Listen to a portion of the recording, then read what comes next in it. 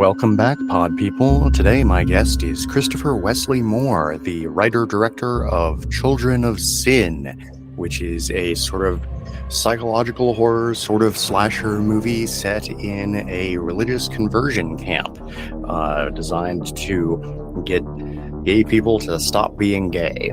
And now, I bet that a bunch of you are thinking, oh yeah, I heard about this. It's got Kevin Bacon in it, and it came out on some, big streaming service last year, didn't it? No, this is a different movie from that. And in my opinion, this is a superior movie. This is the movie that I wanted they/them to be. And this movie felt more sincere in its confrontation of not just of the sort of abusive power structures that there are in this sort of religious fanaticism, but also in the fact that they are power structures. The fact that the lady who's in charge of all of this really is like in charge and in control and is the danger and threat, as opposed to in they/them, where spoilers for that, the main characters are never actually in any danger, and they never feel like they're in any danger. Whereas in Children of Sin, I was really worried about the main characters like the entire time. They were constantly in these really creepy walking the knife's edge sort of situations of trying to not get themselves in trouble, and I found the whole thing like really unnerving. And so the first thing is the comparison, but the second thing that occurs to me is to ask, how much of this was written from your life versus just things that you know about? Because I never experienced this myself, but I know people who did. I mean, I've never actually gone to one. Thankfully. I did do a lot of research. I watched some documentaries, some news pieces and stuff, heard some kind of firsthand testimonials and stuff like that. I do remember there was one time, this was probably pushing about 10 years now, I was on a date with someone who said that they attended one, and they were like super happy, like, oh, my parents just love me so much that they put me here. I'm like, well, it didn't work, so I don't know why you're so happy about that. It was just it was very strange. Yeah. So the character of Joel in the film is sort of based on that person, because I just thought, why are they so happy about this? This is horrible. Like, why are you proud of your parents for putting you here and stuff like that? There's a few moments that are sort of autobiographical. There's a moment early in the film where Jackson's watching TV with his parents, and his stepfather Robbie makes a comment about how like gays are so gross and stuff. And there was a moment in my life that was similar, where I was watching a movie. It was the Adam Sandler movie, Big Daddy. This was like 1999. Okay. And it's actually a surprisingly sweet movie. Okay. But it was a packed house. It was when it first came out, and I was with my dad, and there was a moment where two guys kiss, and the entire place just went like, ah, and I was like, oh God, and everyone was like, that's so disgusting. So that moment is kind of similar, in just all of a sudden the character knows, like, oh, I'm screwed. Like, this is not going to end well. Like, it's not always the most welcoming atmosphere for people like that. So yeah, it's I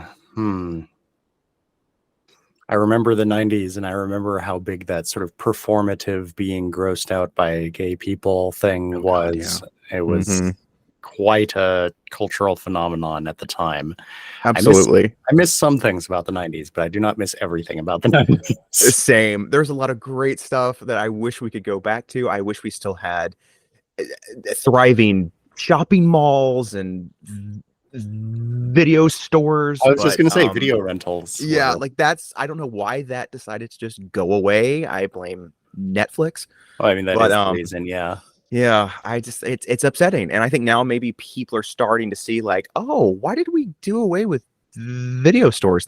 They had everything, and you could usually find just about anything that you wanted to. Whereas with streaming, it's like, well, this month they only have these 50 titles, and the next month it's going to be 50 more, and there's just not Yeah. it's like they say there's all this choice, but really there's not, it's like there's some stuff that's I don't think has ever come to streaming, which is really unfortunate. Yeah, that's interesting because I was actually kind of looking at it from the opposite perspective, where now Really, with streaming, I'm like overwhelmed with choice. that's But the thing. Yeah. and in video stores, and again, still nowadays in like some of my favorite streaming services, my two favorite streaming services are Tubi and Shudder. Oh yeah. Um, like Tubi has so many things I can't possibly ever watch even a tiny fraction of them.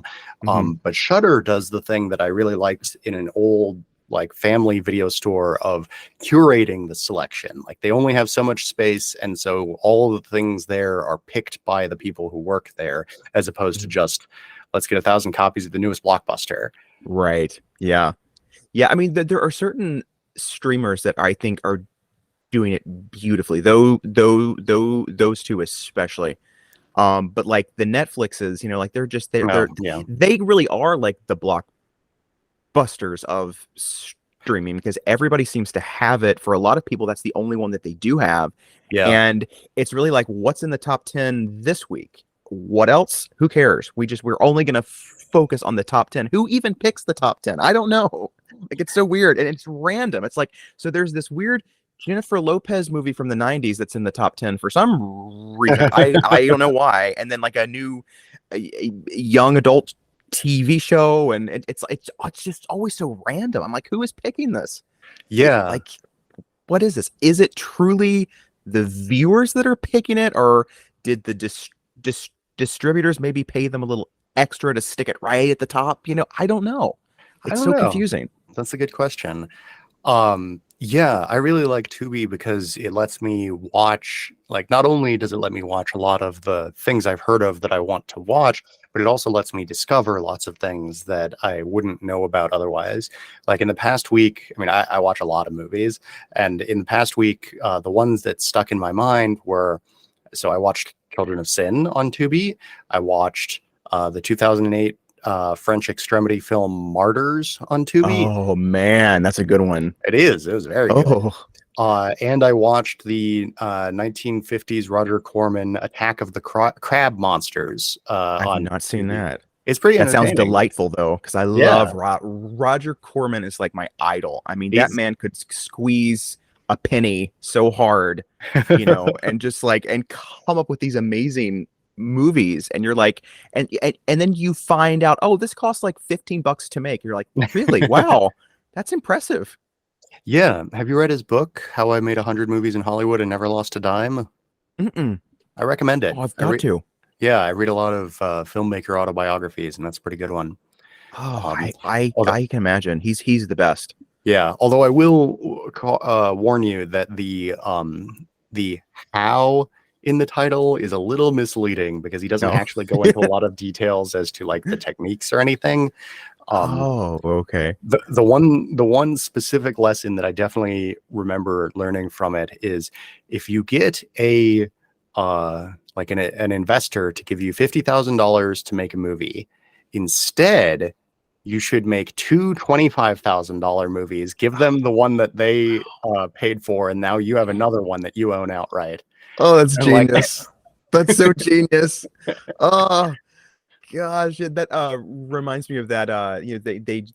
They just came out last year with X and Pearl, yeah, yeah, and I love the fact that they made two movies at the same time with the same location, a lot of the same crew and cast. I'm like, this is brilliant. More people should do this. This is a yeah, great idea. And I think it was like 5 mil altogether or something. I'm like, that is something like that. Yeah, unbelievable. That is so cool. I love that style of like, let's get the most bang for the buck. Yeah, I love that. yeah, yeah. Ty West is None of his movies have like blown me away, but I've enjoyed all of them. Oh yeah, I mean, he's always taking these big risks, and I'm excited for his next one. I don't know what exactly it's going to be. They said it's some sort of whodunit slasher. I'm like, I'm good with that. That sounds Well, terrific. oh, I mean, his next one is Maxine. It's the third Right. in the trilogy. hmm Yeah, Yeah. I can't wait. yeah. Oh yeah, he's made more movies than I thought he had. I've only seen half of his films. Um, so yeah, I brought it up in the intro, and I'm guessing you get the comparison a lot, and so I do apologize if that's grown obnoxious, but I have to know, I have to hear about comparisons with this and they slash Oh them, because man. they came out at around the same time, right? Like both in Yeah. 2022. hmm What month was Children of Sin released? Children's Sin was April, and I think They Slash Them was June, maybe. It premiered I at think festivals in July and it premiered on streaming in August. that So sounds yours about right. came Yeah, out several months ahead of time, it ahead did. of It theirs. did. Yeah. I mean, when we were in pre-production, I think we had about a week or two left before we were going to start, and all of a sudden, I saw this article that was like Kevin Bacon's going to be in this conversion camp slasher, like not even conversion camp horror. It was slasher. I was like, damn it! Like, what are we going to do? Like, we can't compete with Kevin Bacon, And it was, Yeah. I think it was written by John Logan, who is this Oscar winning screen writer. And I was like, I don't have an Oscar, can't compete with that. It was Blumhouse. I was like, they have all this money. This is going to be a disaster. Like, our film is going to be buried. And we decided to go ahead with it. And thankfully, we came out beforehand. But what was weird was that once that movie came out, I thought like they were just going to blow us out completely. And it ended up being a blessing because people that didn't like that film were like, hey, there's this other film that costs like 1/30th of the budget that does it a little bit better. So all of a sudden, people were coming towards our film because they didn't like their film. And I was like, that's interesting. That was a plot twist. That's And fantastic. so it's been kind of interesting to see that a lot of people discover this through that film. And I still haven't seen it, so I can't really comment. But just from what I've heard, I can see why people were a little bit let down. So Yeah, I'm surprised you haven't seen it. Is that like a deliberately avoiding it thing, or just haven't gotten I around don't to it? know. I just don't. There's just something like within me that's like, don't watch it. Just don't do it. Yeah, I don't know why, but I just I can under. um I think I weird. can sort of guess about that. Like as a fellow artist, I know that it can be simultaneously tempting, and like also you really don't want to like badmouth other people who are making similar art to Yeah. you. Yeah. And so, like from my perspective, I don't feel bad. Like I don't badmouth independent artists generally, but I don't feel bad about badmouthing like a major release like that. Right. Yeah. And also, I had no idea that John Logan was an Oscar award-winning screenwriter. But you're right; Yeah. he's Yeah. won it 3 times for Gladiator and The Aviator and Hugo. And Yep. Wow, that I mean, that's why I was terrified because I was like, okay, this guy has Oscars. Like, how can I compete with that? It's going to be the definitive case on these kinds of places, these kinds of movies. Like, there's no way I can compete. And then from everything I've heard, I didn't have to be too concerned. But yeah. it's weird because I wonder if maybe the studio mandated some sort of changes. Maybe his initial concept was great, and then they were like, we can't do that. Like, think about this demographic or this group here. They're not going to like this. We need to change this. So having seen it and knowing nothing about the behind the scenes of it, I'm going to guess that is not the case, because the problems with, so I've seen plenty of movies that got changed by the production company because they decided that they wanted some sort of change. And this doesn't look like that to me. Mm. What this looks like to me is somebody who basically wanted to make like a wish fulfillment revenge story, but from his perspective, the thing that needed to be revenged against has already happened in real life. And so he didn't want to like re-traumatize people by showing it again in the fictional context. And so what we kind of get is a revenge story where we don't see the thing that they're getting revenge for. Mm. And it's framed in such a way as to attempt to trick the audience into thinking that I'm going to guess you don't care about spoilers for this. I mean, I'm fine. Yeah. Yeah. So like, it's a slasher movie set in a conversion camp. None of the gay people are ever targets of the slasher. The slasher is an employee of the camp who was herself a victim of them decades ago and has come back to kill the other employees of the camp, which means that the main characters that the camera follows are never in danger. And and not only are they never in danger, it never seems like they're in danger. Yeah, that's a problem. Yeah. And so like I can understand how this would appeal to somebody who really just wants like a wish fulfillment murder fantasy. Which I mean, totally fine. That's a reasonable genre thing to enjoy. But as someone who wanted like I don't know, it didn't give me the sort of catharsis that I get from a film like I Spit on Your Grave. Right. Which, I mean, like, as someone who's been raped personally, that movie works very well. And the only reason that it works very well is because it dedicates so much time to showing you the horrible thing that the person's going to get revenge for. Exactly. And yeah, like there's a little bit of the conversion camp stuff in there, but not enough. Yeah, I don't know. Yeah, that was basically what I was told. Was like it's weird that the characters that they develop the most that you're supposed to care about are the ones that are never in jeopardy. I'm like, well, that goes against everything a horror film should do, because if the people being killed are the ones you actually want to see killed, that's just like I don't know. That always just feels kind of strange to me. Like shouldn't you want to be frightened for the people that are going to get killed? It just doesn't make sense to me, but that's just well, here's a spot where I think our tastes might diverge, because personally my opinion is that a horror movie can work really well with the characters who are being killed are characters that you want to have them be killed, as long as you like care about the outcomes, as long as long as you're invested in seeing what happens, which I just wasn't really in the other one. It's just a shame. I mean, because they had such a big budget and a great cast, and it's sad it didn't really. For the most part, the cast is pretty good. Yeah. Do you know what their budget was? Because I looked into that and I wasn't able to find it. I'm assuming somewhere between $1 to $5 million, because that's the typical kind of Blumhouse, okay.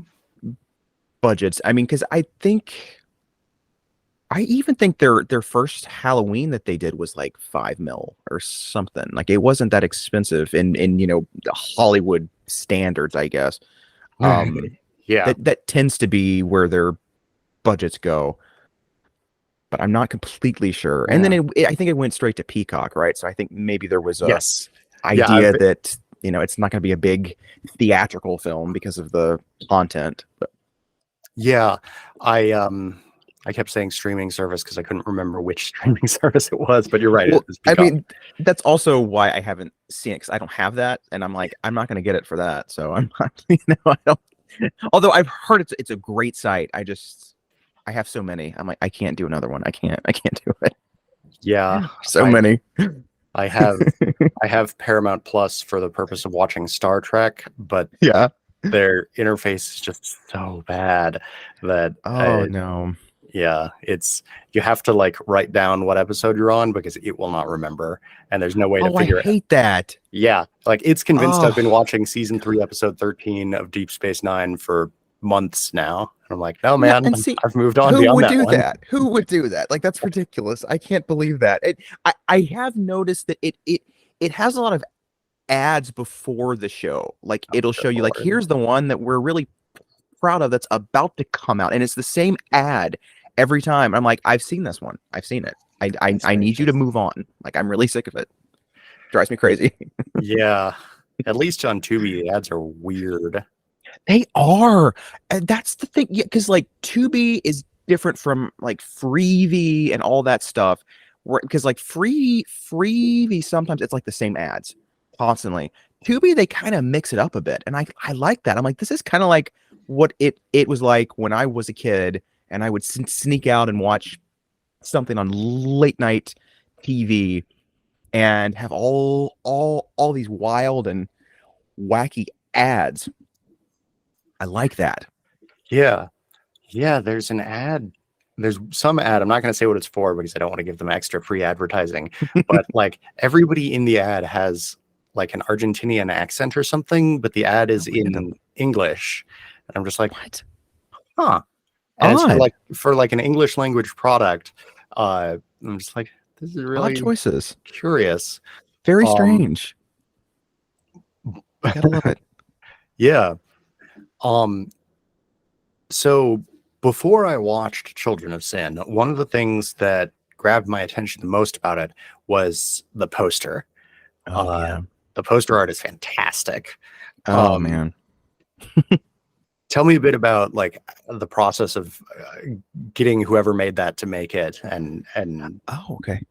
Well, that is Mark Schoenbach, who he runs a company called Statist Art Designs, and he's been at this for quite a while. And I think I came up upon his art somehow. I think probably in like the early 2010s, and I hadn't really made a movie at that point, and I just always thought, okay, if I do make a film, he's gonna have to do the art because it's so fantastic. It just captures that sort of colorful, garish, grotesque kind of stuff that I loved when I was a kid, and I'd just be in the video store and just you would kind of pick a movie based on the artwork. And I made my first film, Blessed Are the Children, and I got him to do the art, and it was fantastic. And then what happened was it was picked up for distribution, and they changed the art to this like really oh generic, stuff. And I was so mad. And so I kind of said, okay, I'm gonna have to start to self distribute soon because I don't want them to change the art. It was something about like we can't stock this in Walmart stores or a certain video store because they said two things. They said it made people think it was either an animated film, or it was an old film, or it was something about it looking satanic or something. And they were like, they're not going to like that, so they had to change it. It was so stupid. Um, and so I've worked with him for all 5 movies now, which is delightful. We have like a nice little relationship now, and that's great. and at first I would just kind of let him do whatever he thought was best. I give a few tips, but I think I came up with the idea of what was going to be on the poster for this film. I think I said I want Mary Esther somewhere up top. I want the two kids down below, and he came up with this great design that's I love it so much. He's just ridiculously talented. He's so Yeah. fantastic. Yeah, I'm looking at the 2 different Blessed Are the Children posters, Oh and yeah. it is real easy to tell which one is by him, even if it didn't say Yeah. Sadist Art in the corner. I Uh, know. it's Yeah, it it's looks painful. fantastic. It looks like it reminds me of the poster for Dolls, the Yes. 1987 movie. Oh, it's one of my Um, favorites. Yeah. but like even better, honestly, than the Dolls poster. And It's then upsetting. I'm looking at the clearly created by committee and probably by someone who's never seen the movie Very much so. one. Yeah.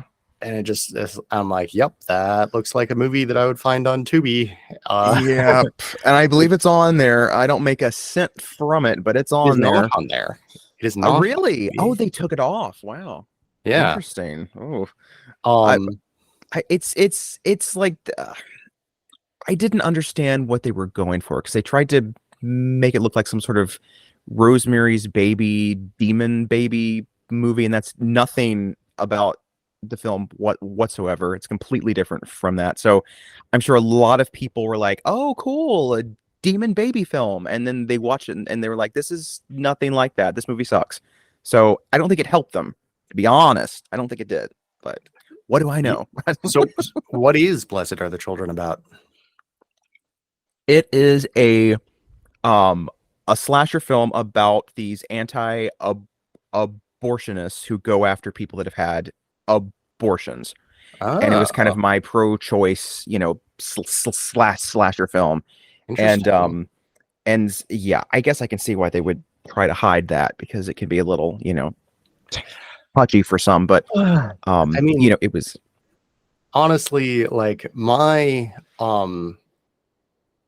opinion is that you should never try to hide what a movie is about, Yeah. because like it is possible to get a larger audience by misleading people about the content of a movie.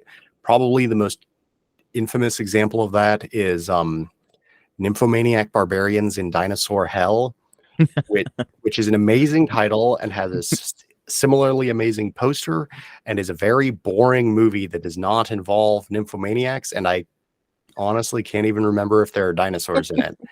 There are barbarians though.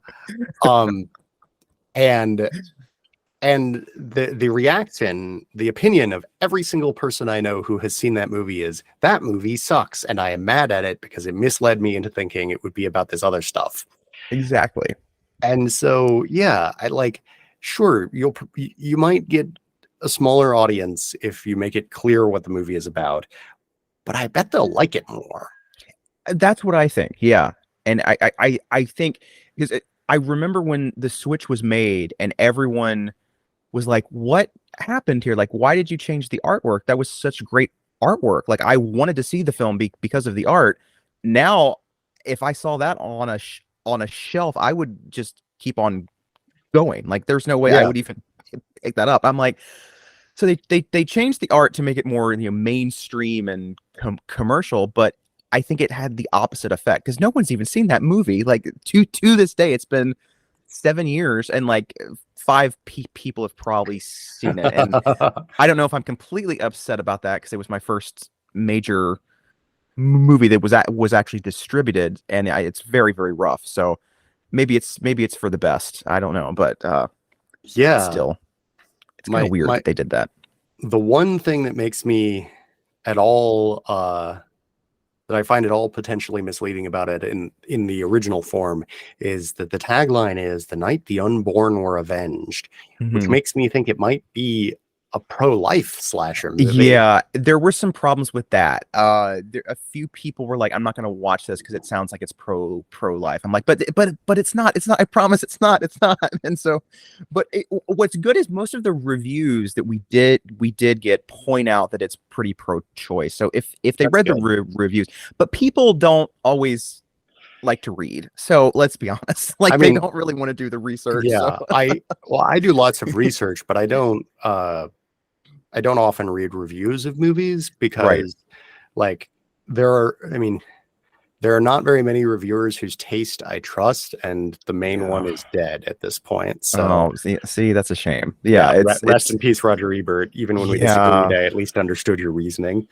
Yeah, Um, that is true because he could be hard on horror occasionally. Not as hard as Gene, who seemed to hate anything even remotely ho yeah, horror-ish.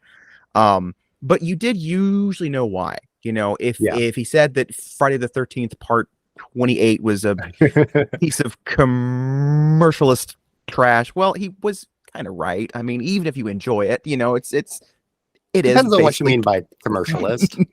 yeah, I mean it's basically just meant to make a lot of money, and that's pretty much why it was made. It wasn't like someone had a great idea, they just had to get out there. It was like, no, the last one made $3 trillion. We have to make another one, you know. Yeah. So I mean, he wasn't wrong there. But yeah, there's not many. I find these days I tend to trust friends and acquaintances on social media a lot more because I'm like, okay, they love that Completely movie, they agree. love that movie, they hated that one just like me. They seem to have similar tastes, so I'll take their word. So that's Yeah. what it tends to be like. Yeah, like I don't know anyone else who has exactly the same taste in movies as me, but I know friends who overlap, and I know like the ways in which our tastes diverge. Right. Um and yeah, as someone who really enjoys cheesy movies, one thing that I will do on occasion is look up the Rotten Tomatoes score. And if Oh it's in boy. that like 15 to 25% range, then I'm like, okay, Mhm. I bet I'm gonna like this movie. Yeah, exactly. Yeah. If it's down at 0, no, it's probably just incompetent. If it's up at like Yeah. 40, then it's like, oh, okay, it's probably just divisive.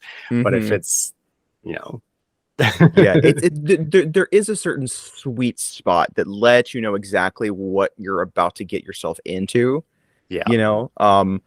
Because yeah, those are the kinds of movies that most people don't really know what to do with. They're kind of like, okay, well, it's not boring. It's not good. Like, what do we say about this movie, you know? And those are the ones that tend to really have these long shelf lives for some crazy reason, which I love though. It's Yeah. wonderful. Yeah. I I am thoroughly of the opinion that independent film, independent art in general, really gives me like a better look at the artists and like their to turn a poetic phrase, like it lets me bear and peer into their soul. They're bearing Mhm. their it feels like they're tearing open their rib cage and letting me look at their heart.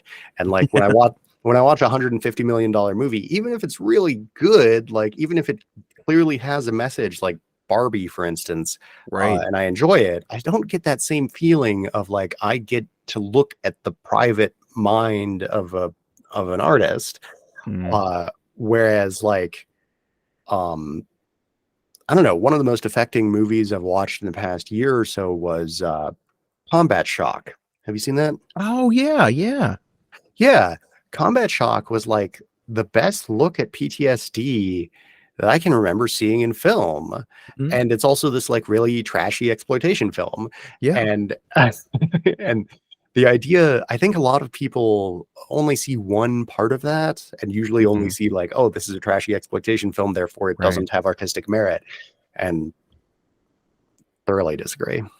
It's upsetting.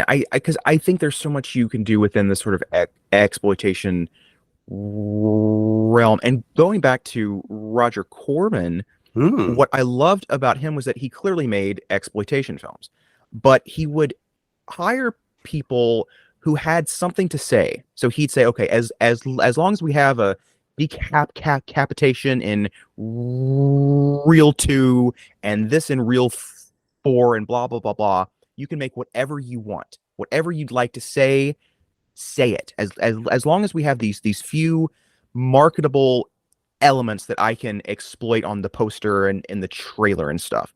And I love that because you have these movies that are very marketable and very commercial and made a lot of money that on the surface look like sort of trash, you know, these sort of sleazy movies, but they're made by people with such talent and skill who do have something to say. Yeah. And that's what's so great about these movies. And yeah, once you start to throw a lot of money at them, you have all these people that have to have a say. And some of these people do not have a creative bone in their body, unfortunately. A lot of these producers, it's all about, well, this movie that we made last year made so much in China, and in China they don't really like this kind of story, so Yeah. could you add this? And then the Russian market really likes this kind of movie. Could you maybe put in a scene like this for them? And this one star is really big in Poland, and we need to have them. And it's like, what? And by the time they're done, this movie has no personality whatsoever. Because if you try to please everybody, you please nobody. Yeah. And there's no personality. There's no charm left. Yeah. Yeah. That's a good analysis. One Roger Corman movie that I've really want to see, but I've not been able to find anywhere is The Trip, because Oh, I right. think Yeah. that's the first one of his that I know of that actually, wait, which came out first, The Trip or Bucket of Blood? A Bucket of Blood, I think, was first, I think. Okay. All right. Well, in any case, it's one I of could be wrong. his movies where he directed it and he like clearly had something to say. Mhm. And for anyone listening who doesn't know, The Trip is about LSD and was inspired when Roger Corman, who is a very straight-laced individual, but he is friends with lots of like hippies and stuff. They finally convinced him to take LSD, and he took it, and he was like, he had his mind blown, and it was like, oh, all of the things I've been told about how horrible this is were just lies. I need to get the truth out there. And so he made this movie about that, and I really want to watch it. It's out there somewhere. I think I saw it on one of those like multi-movie DVD sets way back when. I'm trying to remember Man, I love what was on those. it. I haven't seen They're those in so a much while. fun. Me either. I used to love those things. I discovered so many great things on those, like movies I'd never even heard of. Yeah. Because they'd have like What? 50 in like one pack, and some were just awful. But then some were like really cool. You'd be like, wow, I didn't know about Night Train to Terror. What Yes. what is this Oh, movie? man. Yeah. Yeah. One of the first people that I interviewed for this show was Len Kabasinski. Are you familiar with him? No. He does very low budget horror and action movies. He's like a high level martial artist. Cool. And so he does a lot of like real martial arts stuff in movies and choreographs all his fight scenes and stuff. And he got sort of infamous for his earlier work, which was pretty incompetently produced. But he's improved in his skill quite a bit over the years, and his newer stuff is awesome. And we were talking about how because he's been doing this for, I want to say like 15 years or something like that. And so he was talking about how distribution and such has changed, and his stuff used to be on a lot of those like 20-pack DVDs. And he was saying that basically Netflix killed those. When Netflix became mainstream and you could pay the cost of that DVD to have access to 1,000 movies for a month, or you could pay the cost of that DVD to access 20 movies forever, everybody picked the 1,000 movies for a month option, and those DVDs just died. That's just a shame. That's awful. But that doesn't surprise me. I mean, when you think about, like, I used to find those at like Best Buy or places like that, and now Best Buy has like 4 DVDs. I'm like, what is going on? This is so depressing. Like, what is happening? Yeah, I would find those at Walmart, where they would have literally buckets of DVDs. Yeah. Oh, the bucket. Yeah, I love the bucket. Well, they still have the bucket. It's just that they're all like single DVDs. Although I did find some multi-packs in there, but they were all the same series. Oh, okay. Okay, that makes more sense. That's so sad though that they. Although thinking back, there were a few on there that I was like, how do you have the rights to this movie? Because there were some that would have like a big splashy special edition from another company, but the movie would be on one of those multi-packs from a different company, and I'd be like, how is this possible? Like I think one of them was Dario Argento's Deep Red. That was on a lot of these like multi-packs, but then like Anchor Bay would have like a big one, and it was always like the American cut that was just brutally cut down. Okay. So I'm wondering if like there's like different rights for certain cuts of the movie, or if it was kind of like a sketchy thing. I don't know. It's Yeah, weird. because the Italians distributing Italian things in America or American things in Italy, um, they things would get chopped to hell and back in terms Oh, of both yeah. like in terms of how the movie was structured and in terms of how Mhm. the rights were structured. Oh, Uh, okay. and Yeah. so that it wouldn't surprise me at all if that's either like a bunch of bizarre licensing deals, like you said, where like, oh, this cut is available for $5, this cut is available for $10,000, Right. Yeah. and or if they just like, I mean, the classic thing with Night of the Living Dead is that they've Oh, fucked up yeah. the copyright on it, and now it's in the Oh, public domain. man. Um, Unbelievable. Like the single most classic yeah, zombie film of all time yeah. is just up for grabs. Because when I was a kid, I was always like, why is this always playing on the TV in every low budget horror film? How can they get the I rights know, to right? this? And then I discovered, oh, because it was just public domain for years and years and years. And I think But George still Romero, is. yeah, it's shocking. It's shock, and Well, yeah, there's no putting the cat in the back in the bag on that one. no, It's no, it's going to be there forever. Which it's I mean, insane. which honestly, I really wish was more common. Like, I really, the fact that public domain has been shrunk so much over the years in terms of like, uh, fewer and fewer things are entering it. Yeah. And in fact, I'm currently working on a project that is about something that just entered the public domain. You Oh, know, the really? Hardy Boys. Yeah, of course. Yeah, the Hardy Boys just entered the public domain in January Oh 2023. man, really? It's been that long? Yeah, since 1927. Wow. Um, but there's some big catches on that, which is it's only the first 3 books, and it is the 1927 version of the books, not the 1950s version. The 1950s version is the very famous one that everybody knows, where that's like when you hear the Hardy Boys, you probably think like G-rated, right? Like Oh family yeah, friendly. absolutely, yeah. That's the 50s version. That is not the original version. Wait, there's like a naughtier Oh version of yeah. the Hardy Boys? Yeah. I didn't The know this. the one scene I read the versions of both versions of the first 3 books to compare them. And the one scene that really stuck in my mind to showcase the difference is in both of them, their father, the famous detective, is interrogating a suspect, and the incompetent police officer wants to go and participate in the interrogation, and they're afraid that if he gets there, he's going to fuck up the interrogation and they won't learn what they need to know. And so they need to delay him getting to the place where the interrogation is happening. And so in the 50s version, what they do is they get all their friends together and they have them each go up and talk to the cop for like a minute at a time. And because he's, too polite to just brush off all these kids, that slows him down and keeps him from getting there in time. In the 20s version, what they do is they get a length of pipe and a clock and build a fake pipe bomb, and they put it in the grocer's stall and they call in an anonymous bomb threat. Oh wow. Yeah. Oh my god. What the hell?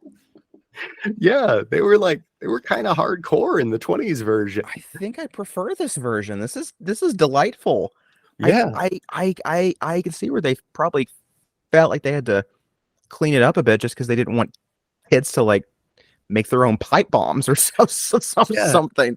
In the You know, it's 50s, there was wild. a big push to make all mainstream media that can possibly be consumed by a child be like as sanitized as possible. That makes Um, sense. it was probably most significant in comic books. Oh god, yeah, there was all that stuff with the EC comics where they were like the parents were freaking out about it.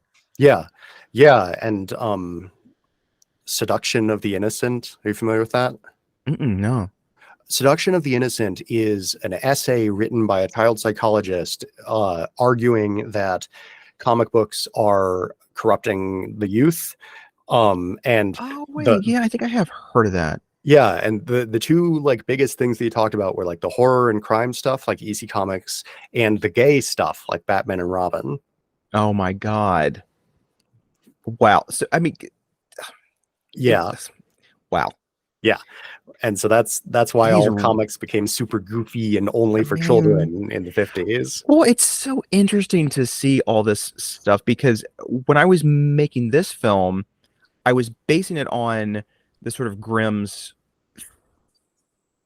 fa- fairy tales and Hansel Oh, and blah, blah, um, Hansel and Gretel specifically. okay. And I was explaining it to one of the actors, and they were like, "That's not the story of Hansel and Gretel. The one that I heard was like they go off and they just get lost in the woods and they find the witch." And I'm like, "No, they're brought there because their parents can't afford to feed everybody and they abandon them." Yeah, And they're like, "No, no, they just got lost." I'm like, "I promise." In the original story, and these stories have been so sanitized throughout yeah, the years. Hansel and Gretel, I'm not sure why, because with the others, they all had the Disney versions, which really did a lot to sort of sand down all the darker stuff. But that one was never adapted by Disney that I know of. So, um, but they went in and they tried to make them all as child friendly as possible. And what's happened is no one remembers the original ones now, which are in some ways much more interesting. yeah. Have you ever read the original Little Mermaid Oh God, by yeah. Hans Christian Oh, it's Andersen? heartbreaking. Oh my Yeah. God. It's Did you like, know? and it's just like, it's so depressing. Like as a kid, I was like, this is such a downer. Yeah. For anyone listening who hasn't read the original, she does not end up with the prince. No. She dies. And also, the entire time that she has the magic legs, it feels like she's walking on broken glass. Yep. Yep.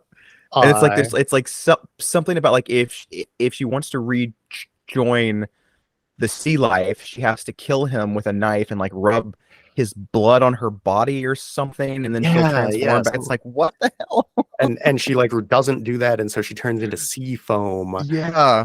and then she's like a ghost, and she Yeah, it's can, some sort of angel thing. Like there is like yeah, that's sort of Judeo-Christianity thing in there at the end where like she becomes an angel and she watches over all the lovers in the world. It's like, okay, that yeah. doesn't sweeten the deal. It's still Well, really fucking depressing. well, yeah, but like it's explicitly framed as like a curse because every time she Yeah. does like a good deed for someone, she gets Hmm. like a year off her sentence or something. But every time Yeah. a child cries, she gets another year on her sentence. So kind of feel like one of those Oh can outweigh man. the other. It is interesting that this is a version that, as far as I know of, I think it's only been adapted. There was an animated version I saw when I was a kid that adapted the original story. Really? It was like an anime, I think, Wow. and then there was an episode of Shelley Duvall's Fairy Tale Theater that did the original story. And I think that's when Oh, I first saw it. And I was like, that is very different from what I had expected. Because I was like Disney all the way as a young kid. That was just what we watched. And right. to see a different version that was very tragic, it kind of got me interested in reading up on the original versions. And inevitably, I preferred all of those to the ones that were actually told the most because they've got more Yeah. guts, literally and figuratively, that they're just Yeah. And it's ugh. it's amazing to see a second iteration of this going on with Hmm. like the new Disney Pinocchio, which is a sanitized version of the original Disney Pinocchio, Yeah, which is a sanitized version of the original Pinocchio. I Um, know. and Oh, so it's it's upsetting. I yeah. don't understand the live action Disney Ugh, remakes ugh, whatsoever. They've all ugh. been sort of not great, and But they've made I so can't, much money. like, obscene amounts. Like it's when I see those numbers, I want to vomit. I'm like, Yeah. how did this movie that's so uninspired, there's not an original idea on display, it's just shocking. Yeah. And I mean, I can't blame the people that made the films because these are made by a lot of very talented people who have done brilliant work. But it's just, I guess that money, they got to pay the bills. They're like, I guess I'll do a live action Disney movie. It's Yeah. not going to be creatively satisfying, but hey, it'll keep the lights on for a bit. Yeah. So good for them. I guess. Um, Ugh. Did you know that Hans Christian Andersen was gay? Oh yeah, I've heard some rumors. Who was the famous person he was like obsessed with? Oh It gosh. was like a random person. I was like, really? He was obsessed with him? And it was like there was a story where he moved in with him, but he wouldn't move out. Like it was like he was only supposed Yeah, to be there for like yeah. a few days, and he never left or something. And they're like, Hans, you got to get out, dude. He was like, Uh, no. Edvard Cullen. Is that who it was? Uh, that's one person that he was like probably in love with. Oh, okay, okay. Yeah, because And but I know he wrote the Little Mermaid specifically. There was some story where it was about some sort of unrequited love that he had for yeah, someone. yep, that's him, Edvard Cullen. Edward Cullen. Oh, that sounds Um, like Edward Cullen. I wonder if they oh were my gosh, inspired by that. that would be a hell of a coincidence or not Everything's coincidence. connected. There's nothing's a coincidence because nothing is ever a coincidence. Yeah. So, um, so you've made several other movies, which I have not seen, which are at least so two of them are on Tubi: A Stranger Among the Living and Triggered. Yes. Yes. Where can we see the other ones? Or can we see the other ones? Blessed, I think I could have sworn it was on Tubi. They might have taken it off, but it was on there. I think it's on Freevee now. I think Okay. maybe. And of course, I think they're all on Amazon and stuff like that. Okay. And then the next one is called When the Trash Man Knocks. That comes out on November 10th on Amazon, and that should be fun. And it'll be on Tubi at some point. I'm sure because Tubi rocks. And they actually pay us. They pay the film makers, which is nice because a lot of Yeah. these distributors are just like they promise you the world, and then a few years go by, and you're like, so has it made anything? And they're like, well, we had all these marketing costs. They were surprising. They came out of nowhere, and you're like, okay, sure, yeah, okay. Yeah. So Yeah. I mean, so speaking as someone who has made a few short films, nothing that has made any sort of money or anything, but has talked with dozens of filmmakers at this point, I have thoroughly come around to the position that if you are an independent artist, you should distribute your own stuff. yes, That absolutely. you should not trust distribution companies. And No. maybe if you become popular enough as an independent artist that you get hired for mainstream gigs, like you're the next Greta Gerwig or something, Right. then you can start working with mainstream companies and go through Yeah. distribution. But until then, It's very predatory. And the yeah, thing is that jeez. everyone has a story or five of, like, oh, my first movie, they said we're going to get this into Walmart and into Blockbusters all across the world. Sometimes they did. Yeah. My first film was in, I think, was it Family Video? Like that, I think it was like the last chain that really hung on there for a bit. And so that was cool to say, like, oh, my movie was in a video store, right in the new releases. That's cool. Yeah.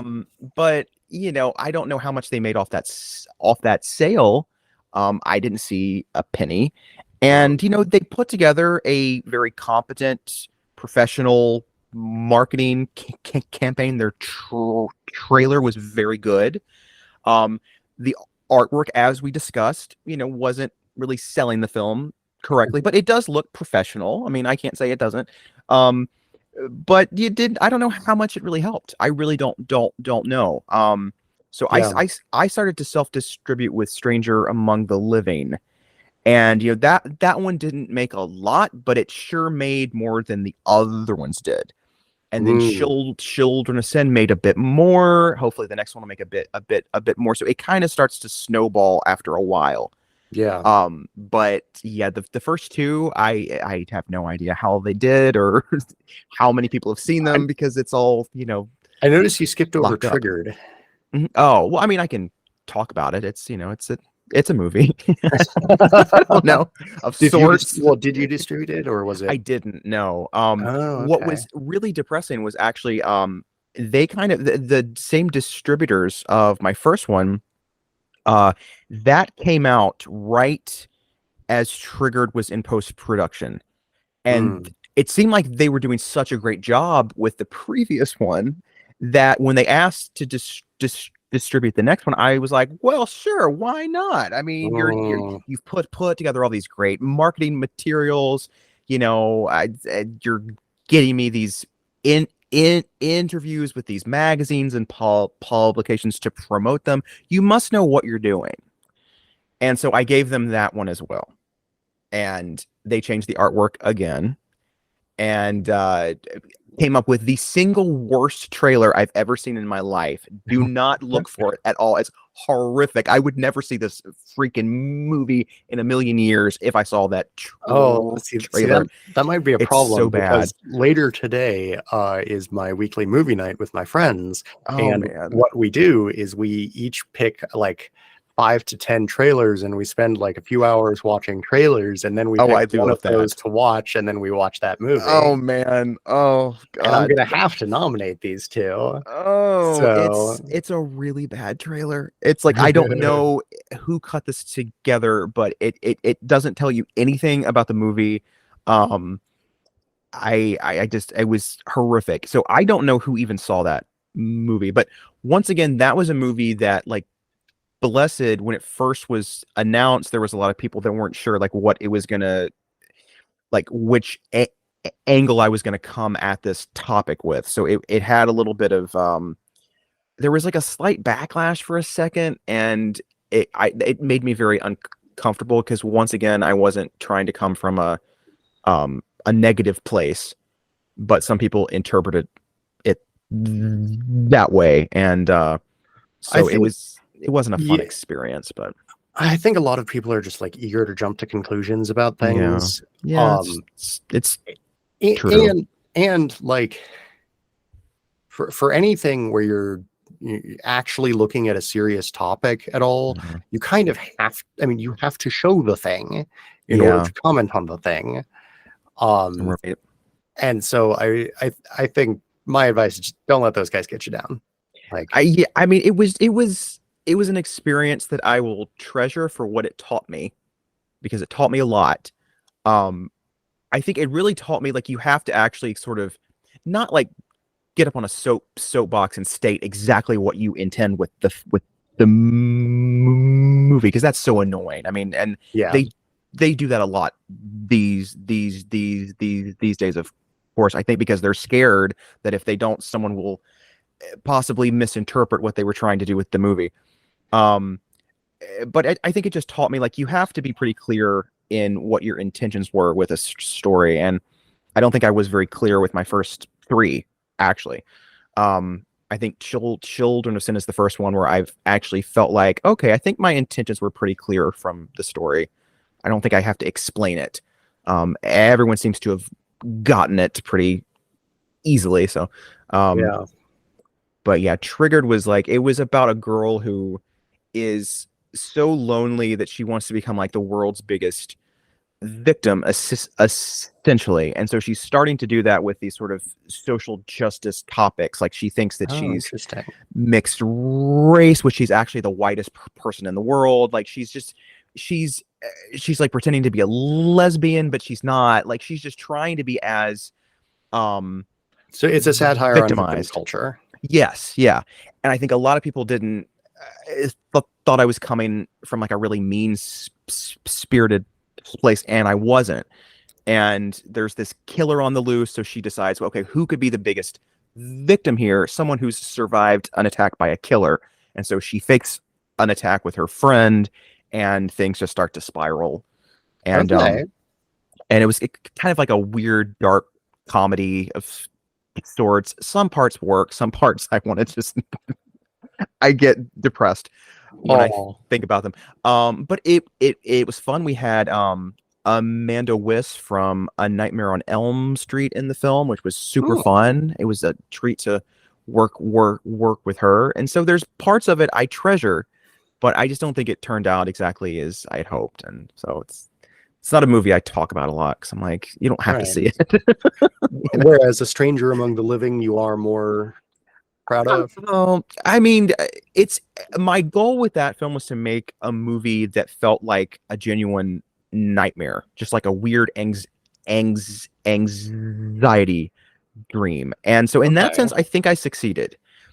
The problem with that movie was that it has a character who is very passive. The main character just kind of lets Uh, things happen, which when you're in a dream, that's what you do. You just like yeah, all things right. just happen. But I didn't realize like it's not always the most exciting thing to watch on screen. So there's some parts that kind of drag a bit that I wish I had, Okay. fixed a bit. But I know I'm very proud of that as a mood. I think it has a great mood, some great performances, and some great scenes. But yeah, there's I'm always gonna be a little tough on everything that I do, just because I'm always like I know I could have done that a little bit better if I just had a little bit more time or a little bit more money or a few more drafts of the script, and but I guess that's everyone that creates, you're always like, if I had done that now, it would be so much better. Yeah. Yeah. No, I think uh, a work of art is never uh, finished. You just stop working on it. Is Yeah, that's true. Yeah, I Like forget who said I that, guess but it's it stuck time. with me. Yeah, Like it's yeah, been a few months, time to let it go. good enough. Let's put it out Yeah, there. it's so scary. Like that's what I'm kind of uh going through right now with this new one is like, okay, I think it's ready. I know it's probably gonna have some flaws and some parts that people don't like, but I gotta get it out there because it's Yeah, it's it's it's time now, and yeah, it's scary. yeah. So tell me about this next movie you're working on. Oh, it's called When the Trash Man Knocks, and it is another horror film, of course. Um, and it is the story of this sort of this serial killer who tormented this small town about 20 years ago, and he just completely disappeared. Nobody knows where he went off to, and everyone has their own theories and stuff.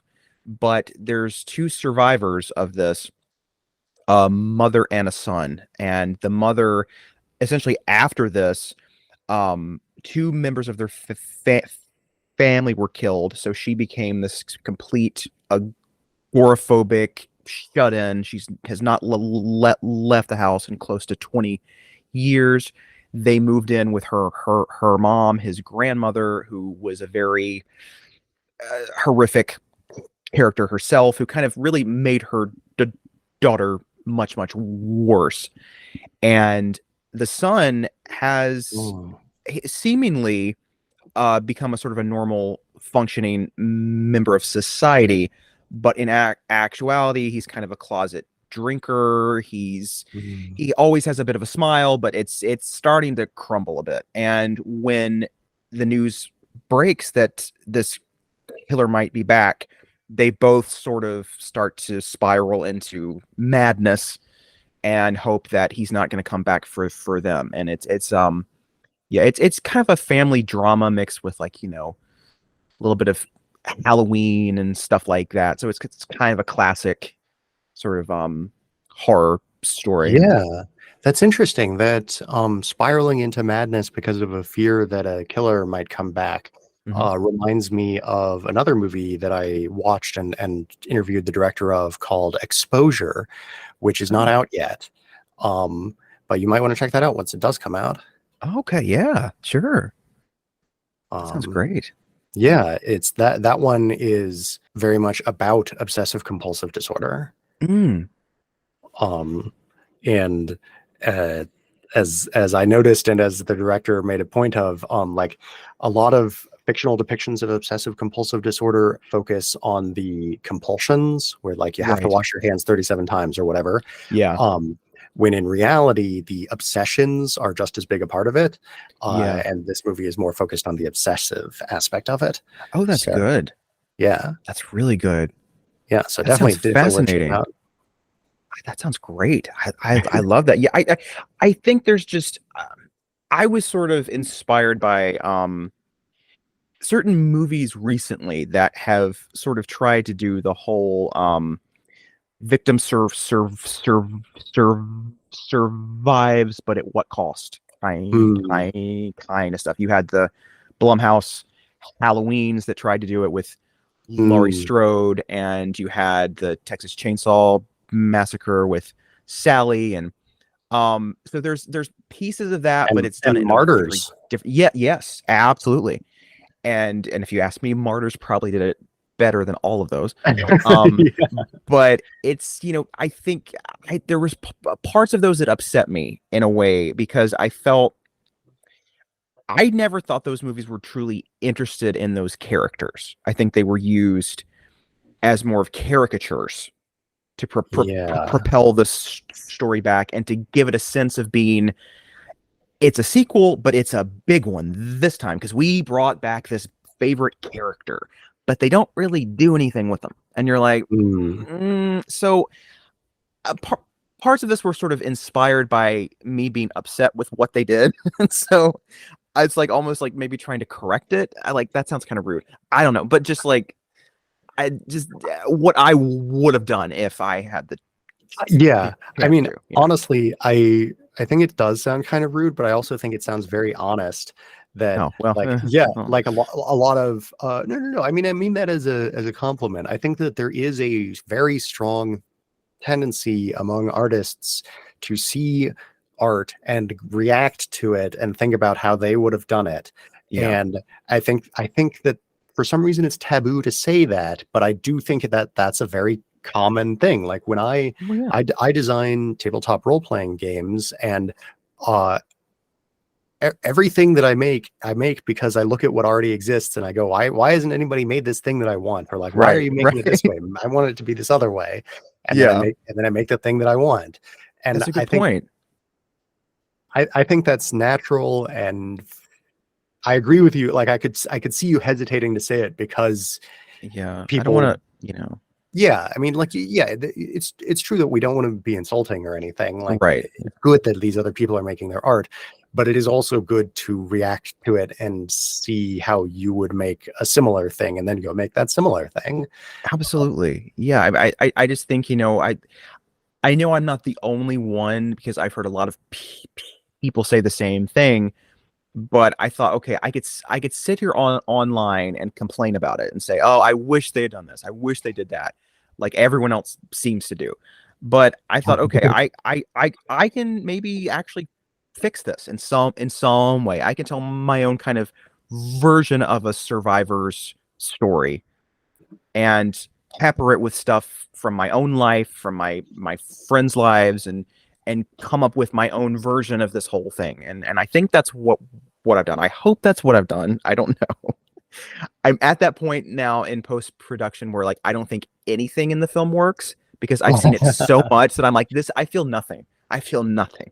It's Yeah, just like you just get so numb to your own work that I I think it's going to be great, but I don't know because I can't take myself out of that creator spot and just see it for the first time as an audience member. So it's that's the troubling yeah, part. You never know what it's really going to be like until you see it with a crowd, and it either yeah, works or it doesn't, and it's so that's the really scary part.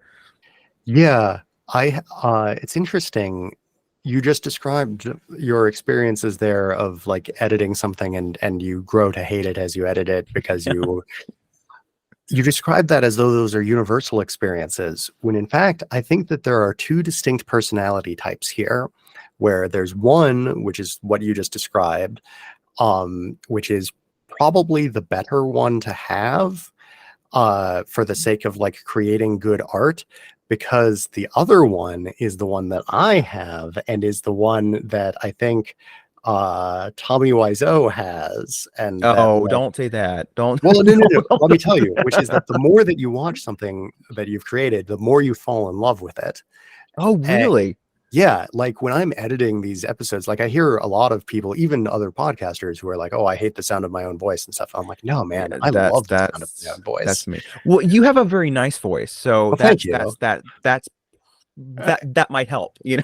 oh yeah, I'm sure these things feed into each other, but like when I was editing my most recent short, the more I edited it, the more I liked it, the more I enjoyed it, and then, I finished it. And then a few weeks later, I watched it at the premiere, and I was like, "Oh God, why did I do this part this way? Why didn't I do Oh this other no. thing?" Uh, Yeah. but while I was in the editing process, so I Yeah, guess the lesson for me there is I take think I breaks. used to be more like that. I think with my first film, I was definitely like that. Remember being so excited. I was like, "Oh, this is gonna be so great," and then you're like, "Oh, that joke didn't land. That's stupid. I could have held on that shot for 2 more seconds, and it would have been great. Oh, that scare did not work. I should have mixed it louder. Oh, and you go, and then you start to nitpick. So I think that was kind of me back in the day. And I think just because of, I guess, what I've been through, like you never will forget your first really bad re review. Like it just brings you Oh, to your knees and you're humbles right. you so much. And I can still distinctly like remember so it. bad. It's like I do too. I remember it because there was not one thing this person liked. It was like they went through every scene. It was so detailed of like this performance sucks. What was with that shot? That music cue is ridiculous. It was like nonstop. I was like, oh my, they Oh didn't my like God. anything about this. And so Wow. now I've kind of thought like, okay, that was the worst review you could possibly ever get. It's already happened. So who That's a cares good now? perspective. It's already happened. That's a great So perspective. what else could someone possibly say? This person hated everything about the movie. So most of the time I've discovered since people can still hate your work and they will. It's going Yeah. to happen no matter what you do. But no one's ever hated it as much as that one person has. So I'm like, you know what? I'm getting better. If I don't Yeah. get a review like that, got to be doing something right. Yeah. I mentioned that I design role-playing games. I used to Mhm. design board games, and my first board game was reviewed by a fairly prominent board game reviewer who literally threw the game in the trash during his review, Oh my and God. said it was one of the two worst games in that genre he had ever played. And Wow. the other game, he called out the other one of his two worst ones, and it was made by a friend of mine. Oh God. Good Lord. So That's like, yeah, see, that's as bad as it can possibly get. I yeah. mean, when if they throw it in the trash, if they say everything about it is just horrific, that's as bad as it will ever get. So it's already Yep. happened. Yeah. You Yeah. know, That's a it wonderful can't get perspective that worse. I'm gonna try to carry that with me. I mean, unless they come to your house and like, like want to kill you because of it, which would be a little extreme. But Uh sometimes my mind does go there, like, oh my God, like no, what but if they? I did bump into him at a convention a while, No. but I just didn't do Oh anything. man. And yeah. Oh geez. Like did he know that it was you or did he? Uh honestly, I'm not sure. Like I Oh don't, man. but Oh, um that's so scary. Oh God, so awkward. Oh my God. Oh. uh yeah, it was just sort of like, all right, I'm gonna avoid this interaction Yeah. and go do It's something like else. I don't think you're gonna like me. I'm out. I can't do it. Uh Ugh, uh been there. Ooh. so when can we expect your next one? Oh, it is coming out on Amazon on November 10th. So Oh, in so about a it month will or be out so. by the time this episode airs. Oh, really? Okay. Oh, good, good. Yeah. It will be out and available to stream on Amazon, and I can't wait. And the Super title excited. is When the Trash Man When the Knocks. Trash Man Knocks. Yeah. Yes. It's going to be quite something if you like movies like Ordinary People or Halloween. Those don't seem to go together, but they do in this movie. I All right. promise. I have not seen You might Ordinary like it. People. Oh, it's terrific. Oh, it's so good. Highly recommend it. Wonderful film. Just Okay. great performances. Wonderful. writing, very moving. It's a great film. And it's the directorial premiere of Robert Redford. So. That's right. Yeah. All right. It's so good. Yeah. It's wonderful. Great. And so aside from Amazon and Tubi, is there anywhere else you would like to direct people? Do you have social media or anything like that you'd like to point people at? Yeah, I have I think I have I do have an Instagram and Facebook page for my company, which is CWM Entertainment. And the social media links are exactly that. Facebook.com/CWM Entertainment and Instagram @CWM Entertainment. Great. Easy to remember. Yeah. And then I should have saved the social media for the very last thing in the episode, but I do have one question that I always like to ask that I would want to get in before we finish, which is, where do you see the future of independent filmmaking going? Oh my God. Oh, wow. Well, I'm seeing a lot more people wake up to what we talked about with the distributors. And a lot of people are starting to self-distribute. And I think they're starting to see, listen, a lot of these movies do not make a lot of money. But if you're making even $5, you're making more than you would if you were with a distributor that's not going to pay you even a cent. Yeah. So I think they're starting to see, okay, I can make some money here, have creative freedom over the marketing and stuff like that.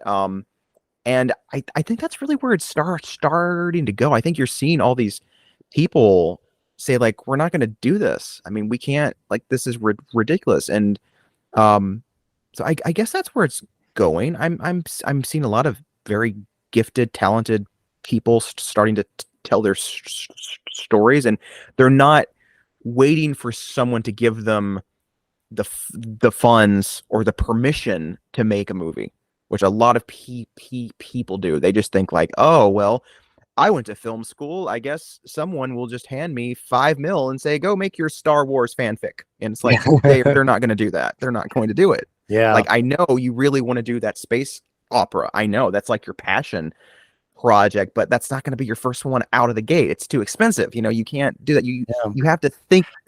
Hey, like, man, I do have friends who are making Star Wars fan fiction films, and they're like 15 minutes long, and they have a budget of, I don't know, maybe $1,000 or something. Wow. But they own a lot of cosplay stuff and lightsabers. Good for them. I mean, really, if you can pull it off on the cheap, you might possibly be a genius. I don't know, because I've just seen so many horrible attempts at that where I'm like, oh, you should have waited until you had money. Like, with me, I'm always trying to think like, okay, I've got these actors I can work with. I've got these 3 locations. What kind of story can I tell with this? Yes. Yeah, exactly. And so the thing is, if you're going to make a Star Wars, like, there are Star Wars stories that involve hundreds of spaceships flying around and shooting each other. You can't make one of those. Exactly. But there are also Star Wars stories that involve 3 people running through the woods, and you can make that. You can most definitely pull that off. Yeah, with the right costumes, the right music, easy breezy. Yeah. That'll be great. Yeah, it's like, so it's wild though. I've seen a lot that have been like, okay, I want all these explosions in my movie. And I'm like, you have $5. What are you going to do? Like, I don't know. Go to the gas station and spend $5 on gas. And there's your explosion. Exactly. Not very safe, but no. So when you say distributing it yourself, are you using like Film Hub, or are you? Okay.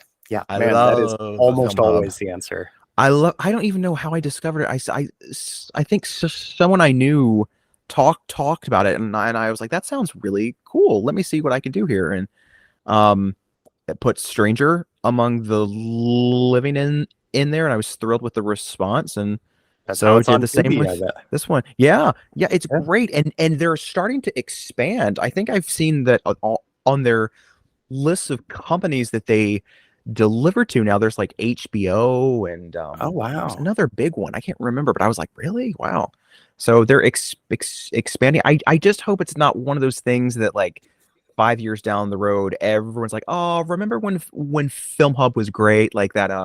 What was that thing that the movie ticket thing that exploded, but then Oh, came back. oh yeah, no, Um, I remember the thing the you're talking about. shoot, what was it called? Oh no, it It was like was like you 5 years pay ago. $10 a month, and then you can Yeah, go to the you movies as could many see times as you want. anything, and it Yeah, was brilliant. It was so great. I went to so many movies that year. It was great, and it was then it great. I'm was not like sure it was brilliant. It seemed like idea that was destined to lose money, it was, but but I mean, it was a great idea, but they just didn't, I guess, know how to do it to where they would make money. yeah, So, and it's back now, but I don't remember what it's called. Great. I'm getting elderly. This is yeah. terrible. No, no, I know exactly the thing you're talking about, and I can't remember it either. It was Um, awesome. It was great for like a year, maybe two, and then it was just, you know, ugh, yeah, so sad. But yeah.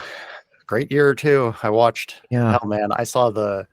Uh, I had a ritual once that lasted for like a month where I went to, I went to the gym, and then after I went and I watched the Tomb Raider movie. Oh And my. oh yeah, Oh, man, nice. it was a fun movie. People dismissed it for whatever reason, but it was enjoyable. I never got to see it. I still have not. But now, if you say it's good, I'll stick Yeah, it on my list. yeah, man. It had some like amusingly realistic fight scenes. Oh, don't Like, usually get that with those kinds of I know, kinds of right? movies. But like, yeah, there was like the small athletic but still small woman versus the big man. How do they do it? Mhm. Well, like, she uses the environment, she hits them with weapons and stuff like that. It isn't Yeah. just she does a kung fu flip and then they are defeated. Oh yeah. And definitely the funniest part is like there's this extended chase slash fight scene, and they're finally she's down to the final confrontation with the guy, and then the guy pulls out a knife, and then she runs away. I mean, that's what I would do. Yeah, I'd be like, I'm out. Bye. That's the smart thing to do. You don't want to get in a knife fight. Lara Croft out. I am Yeah. not gonna be messing with that. Yeah. And yeah, I heard about Film Hub from somebody that I interviewed, and Mhm. it's been fascinating watching like gosh, at least 80% of the people that I interview use it. And then the other 20%, it's like, okay, well, we've got Lloyd Kaufman, who owns his own distribution company, so of course he's doing that. Yeah. We've got somebody else. We've got the guy who did The Barn. Have you seen The Barn? Oh yeah, yeah. Yeah, so he founded a distribution company in order to distribute Oh The yeah. It was, Barn. Scream Team. Was it? No, Or it's pretty sure it's. Or is that the? Because I think they put it out on I probably Blu-ray. should Is that what know I'm this. thinking?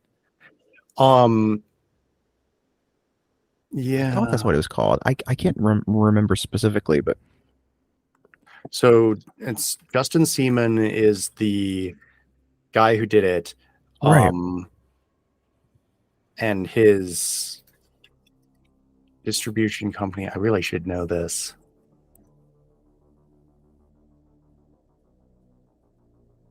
I want to say like Nevermore or something like that, but that's a film that's festival possible too. Yeah. Okay. Yeah. Oh. So Shit, so I don't think that's right. But I went to his website. He's got a bunch of cool films because he's not just distributing his own stuff now. He's distributing other people's movies too. So he's like got a whole film company going on now. Yeah, and they still do like physical media and they do stuff physical too, releases, which is kind of tough to come by these days. Yeah, and they do a bunch of clever, interesting little side merchandise. Yeah, which is cool. Because if you can get that to take off, there can be real money in that. Absolutely. I mean, I'm still kind of trying to work on that myself. I've got like a Redbubble store, and that's about it. I'm like, where I think you make like $2 off of like a $20 purchase. I'm like, there's got to be something better than this. Yeah, like, yeah, yeah. Redbubble's okay. I make shirts with TeePublic. Oh yeah, yeah. So, this is my local filmmaking. Oh, I love it. Local filmmaking encouraging shirt. It says "Let's That's make movies, awesome. Pueblo." That's terrific. I love that. Oh, thank you. Um, yeah. So thank you for a great conversation. Absolutely, this was fun. When the Trash Man Knocks comes out, please let me know. Sure. I will want to watch that. Absolutely. And I can't wait to see what you make after that. Well, thank you. Thank you for a lovely chat. This has been delightful.